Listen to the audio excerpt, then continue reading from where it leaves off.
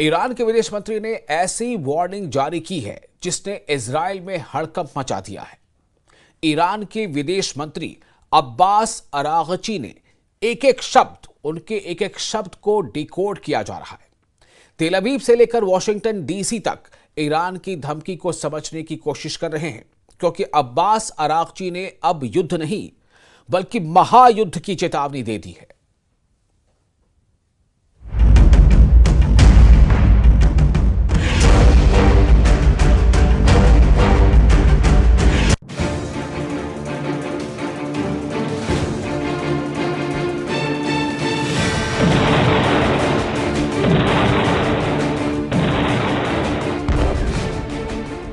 जिसे भी लग रहा है कि युद्ध खत्म हो गया, गाजा में धमाके खामोश पड़ चुके हैं, जिसे भी लग रहा है कि सीरिया में शांति आ चुकी है, लेबनान में हिजबुल्लाह हथियार डाल चुका है, इजराइल का ऑपरेशन ठंडा पड़ चुका है, उसको चौंकाने वाली खबर ऐसी आई है कि 2025 की शुरुआत बहुत डराने वाली होगी।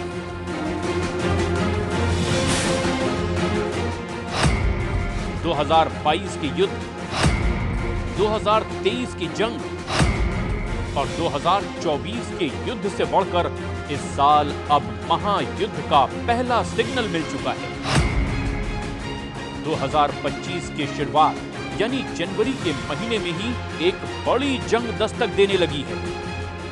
ईरान ने जनवरी के महीने में ही अपनी 1000 से भी ज्यादा मिसाइल लॉन्च करने के लिए तैयार कर ली है।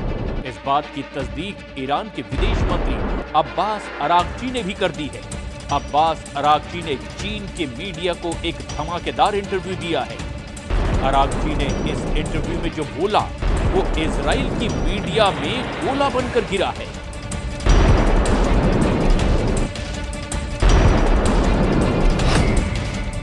इसीलिए इसे अरागची का अंगार कहा जा रहा है।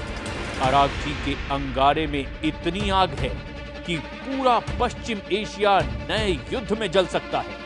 अरागची ने जो बोला उसे टाइम्स ऑफ इजराइल ने इस तरह से छापा।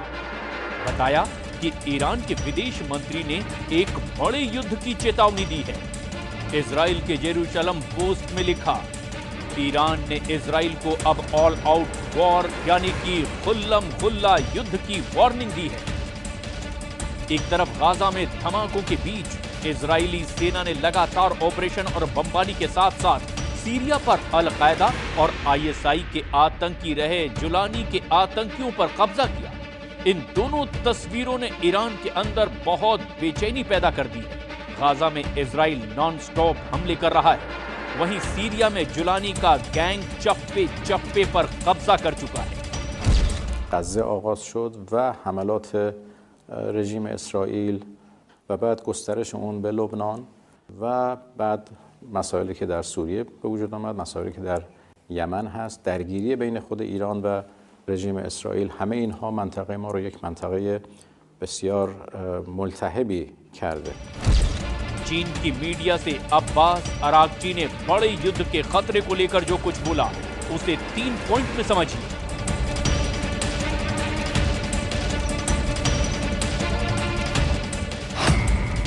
अरागची ने कहा कि ईरान भविष्य में इजराइल के किसी भी हमले के लिए तैयार है।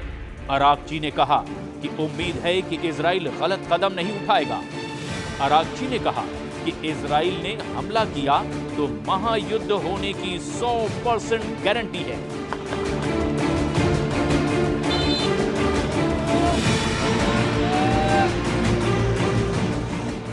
इस वक्त ईरान और इजराइल के बीच टेंशन सबसे बुलंद है। एक तरफ नेतन्याहू का वॉर कैबिनेट गाजा, लेबनान और सीरिया के मोर्चे पर खुद को जीता हुआ साबित कर रहा है।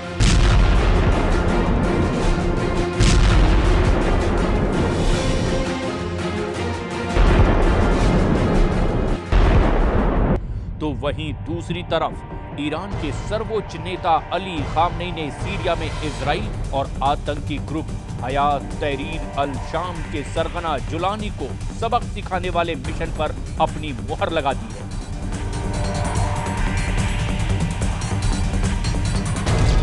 البته پیروزی هم قطعی است. حالا به این جوله باطل نگاه نکنید، بدانید اینایی که امروز جبلان میرن یه روز زیر پای مؤمنین لگدمال خواهند شد. खामनेई के बयान में नेतन्याहू के साथ जुलानी के लिए बड़ी वार्निंग है। खामनेई ने तय कर लिया है कि जिस तरह असद सरकार को हटाकर सीरिया को लूटा गया, अब उसी सीरिया के लोग इसका बदला भी लेंगे। उनके टारगेट पर अमेरिका के वो अड्डे होंगे जो ईरान के लिए खतरा बन चुके हैं। امروز آمریکایی ها در سوریه پی در پی پایگاه میسازن. حتما این پایگاه ها در زیر لگد جوانان سوری پایمال خواهد شد. खामनेई ने जो कहा उसकी गंभीरता नेतन्याहू और उनके चाहने वाले बहुत अच्छी तरह समझते हैं। डोनाल्ड ट्रंप को भी मालूम है कि राष्ट्रपति पद की शपथ लेने से पहले इजराइल और ईरान के बीच सीधा युद्ध किसी भी वक्त भड़क सकता है। ईरान के हाथ से सीरिया निकल चुका है, लेकिन खामनेई का इरादा बता रहा है कि इजराइल और अमेरिका को फंसाने वाले खेल की चाल ईरान ने चलनी शुरू कर दी है।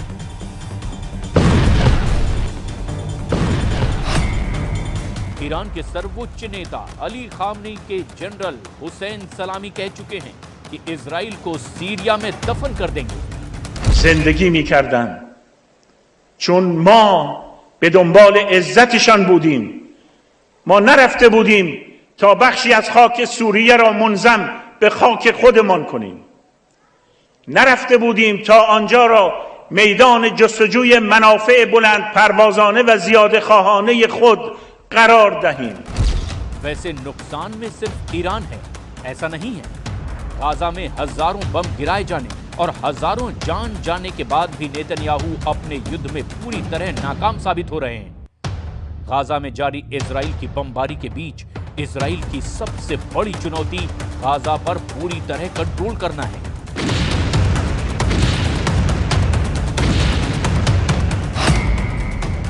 जिसमें नेतन्याहू और उनकी सेना 100% फेल साबित हुई है, क्योंकि हमास अब भी गाजा में एक्टिव है। गाजा में हमास के हमले लगातार जारी हैं। ये बात टाइम्स ऑफ इजराइल की इस रिपोर्ट में छपी है और ऐसे हमलों में इजराइल अपने सैनिकों को भी खो रहा है। नेतन्याहू के लिए दूसरी बड़ी चुनौती वहां मौजूद इजरायली बंधकों की रिहाई है, जो अब भी हमास के कब्जे में है।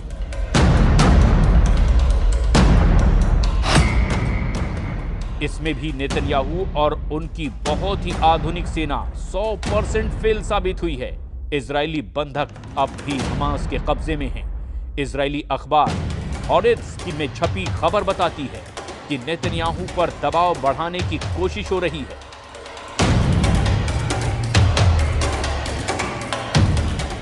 बंधकों को छुड़ाने के लिए नेतन्याहू और उनकी फौज शुरू में काफी एक्टिव दिखी, लेकिन अब ऐसी खामोशी छा गई है कि सब नेतन्याहू के युद्ध वाले एजेंडे पर सवाल उठने लगे हैं। गाजा में 450 दिनों की बमबारी ताजा रिपोर्ट बहुत खतरनाक है और आंकड़े ऐसे हैं जिस पर अमेरिका से लेकर यूरोप तक सवाल उठाने से बच रहे हैं। गाजा पर इजराइल की बमबारी में अब तक 46,000 से ज्यादा फिलिस्तीनी नागरिकों की मौत हो चुकी है। इनमें करीब 20,000 बच्चे थे। वहीं हमास के कब्जे में करीब 100 बंधक हैं और उनको छुड़ाने के लिए इजराइल में लगातार सीज फायर की मांग की जा रही है।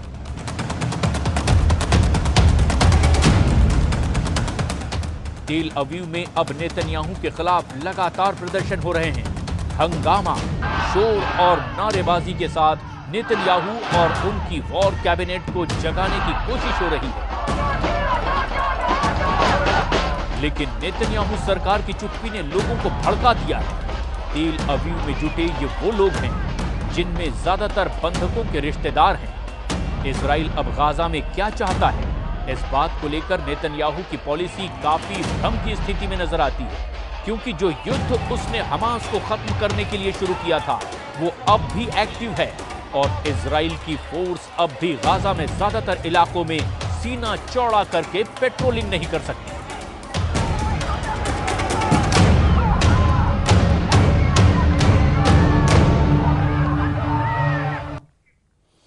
और सीरिया को खोने के बाद ईरान बहुत ज्यादा परेशान है। सीरिया फ्रंट पर पुतिन से भी ईरान को मायूसी मिली है। ऐसे में अब खामनेई ने इजराइल को हराने के लिए नया प्लान बनाया है। जब से खामनेई का सीक्रेट मैसेज चीन में शी जिनपिंग के पास पहुंचा है, युद्ध को लेकर तेहरान में एक नई उम्मीद बंधी है।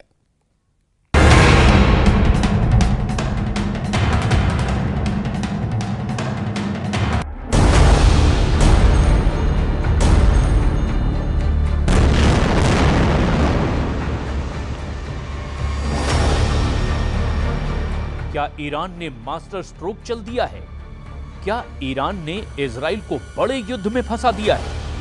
क्या ईरान ने चीन के साथ सबसे बड़े युद्ध की डील कर ली है? पश्चिम एशिया की जंग में क्या जिनपिंग की एंट्री हो चुकी है? क्योंकि ईरान की तरफ से ऐसा इशारा किया जा रहा है। ईरान जानता है कि नेतन्याहू की असली ताकत अमेरिका है और जब तक अमेरिका के मुकाबले में बड़ी ताकत को नहीं लाया जाएगा, तब तक इजराइल को हराना आसान नहीं। वहीं इसमें भी कोई शक नहीं कि ट्रंप की व्हाइट हाउस में वापसी से इजराइल और मजबूत होगा, इसकी पूरी गारंटी है। ऐसे में पश्चिम एशिया में इजराइल और अमेरिका पर लगाम लगाने के लिए ईरान ने प्लान बी पर काम करना शुरू कर दिया है और इस प्लान बी का मतलब है शी जिनपिंग। ईरान ने कहा है कि चीन के पूरे पश्चिम एशिया में सबसे बेहतर रिश्ते हैं और चीन का दखल दुनिया के कई इलाकों में शांति ला सकता है। अब्बास अरागची ने कहा कि चीन को इजराइल के युद्ध का इलाज करना चाहिए, तभी इलाके में शांति लौटेगी।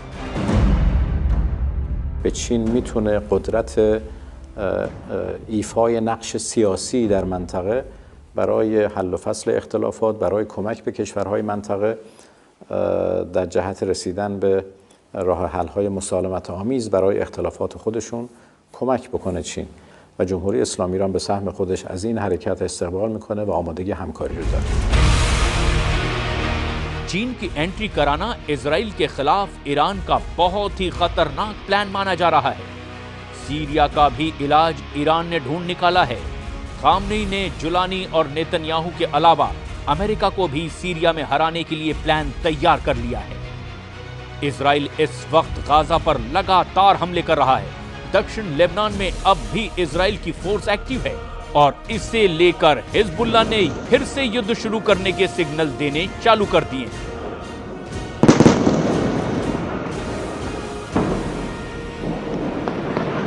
لا يوجد جدول زمني يحدد أداء المقاومة لا بالاتفاق ولا بعد انتهاء مهلة 60 يوما في الاتفاق.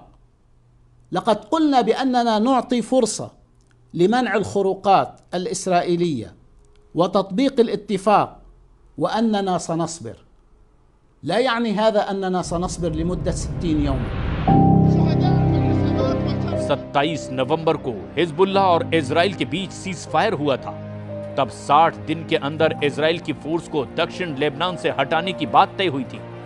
लेकिन अब हिजबुल्लाह को लग रहा है कि जिस तरह नेतन्याहू ने सीरिया में फौज की घुसपैठ करके कब्जा करना शुरू किया है, यही हाल दक्षिण लेबनान का होगा, क्योंकि नेतन्याहू ने सीरिया में जबल अल शेख रेंज पर अपना हेलीकॉप्टर उतारकर यह मैसेज पहले ही दे दिया कि सीरिया में इजराइल की फौज अब लंबे वक्त तक रहेगी, या यूं कहें कि सीरिया के बड़े इलाके पर इजराइल की फौज अपना कब्जा बरकरार रखेगी। यही वजह है कि खामनेई ने भी ये कह दिया कि चाहे गाजा हो या लेबनान हो, सीरिया हो या फिर यमन, इजराइल के खिलाफ मरते दम तक युद्ध लड़ा जाएगा।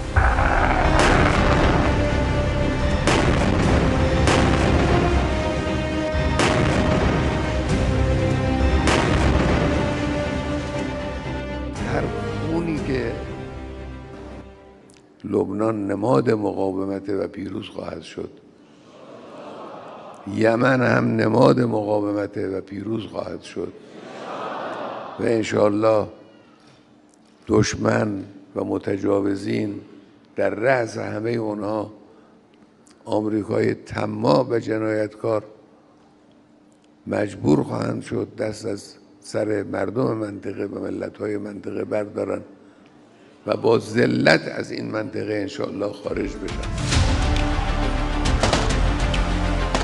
इसमें कोई शक नहीं कि ईरान एक तरह से सीरिया में हारा है। वहां की असद सरकार को हटाने के पीछे अमेरिका और इजराइल का जॉइंट प्लान रहा और बशर अल असद को सत्ता से हटाने में जुलानी सबसे आगे रहा और जुलानी का नजरिया इजराइल को लेकर काफी नर्म है। नेतन्याहू भी कह चुके हैं कि सीरिया में असद सरकार को हटाना इजराइल का मास्टर स्ट्रोक है। The historic events we witnessed today are a chain reaction to the pounding of Hamas, the decimation of Hezbollah, the targeting of Nasrallah, the blows we delivered to the Iran regime's axis of terror. And all this came, as President Trump pointed out this week, because of Israel and its fighting success. Iran जानता है कि Netanyahu ने Iran के साथ नया mind game खेलना शुरू कर दिया है। ईरान की अपनी रणनीति है और इसकी वजह बड़ी मजबूरी भी है। सीरिया इस बात का सबूत है कि ईरान का रुख इजराइल को लेकर और सख्त होता जा रहा है। ईरान के विदेश मंत्री अब्बास अरागची ने इजराइल को चेतावनी दी कि अगर उस पर हमला करने की कोशिश हुई तो पूरा पश्चिम एशिया युद्ध में जलेगा। यही वजह है कि अब्बास अरागची ने चीन को युद्ध का इनविटेशन दे दिया है। ईरान चाहता है कि चीन भी सीरिया, गाजा और लेबनान के वॉर जोन में एंट्री करे और इसे ही ईरान की चीन के साथ सबसे बड़े युद्ध की डील कहा जा रहा है।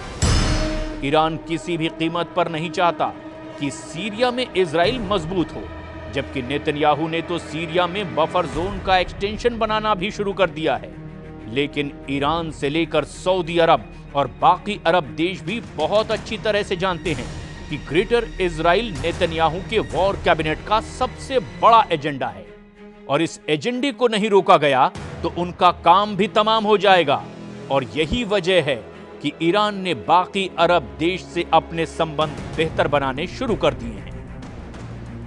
بسیار پر التهاب در منطقه خاورمیانه و غرب آسیا رخ انجام گرفت. ما چند اولویت داریم. یکی از این اولویت‌ها حسن روابط همسایگی در منطقه پیرامونی خودمون هست. ایجاد ارتباط خوب. इसमें कोई शक नहीं कि पश्चिम एशिया में युद्ध खत्म होने का नाम नहीं ले रहा और इस युद्ध में सबसे ज्यादा धमाका इजराइल ही कर रहा है, चाहे गाजा हो या फिर सीरिया या फिर दक्षिण लेबनान। धमाके बहुत ज्यादा हो रहे हैं और मौतों का आंकड़ा भी बेकाबू हो चुका है। इस वक्त गाजा, लेबनान और सीरिया के आसमान में इजराइल की एयरफोर्स बहुत एक्टिव है।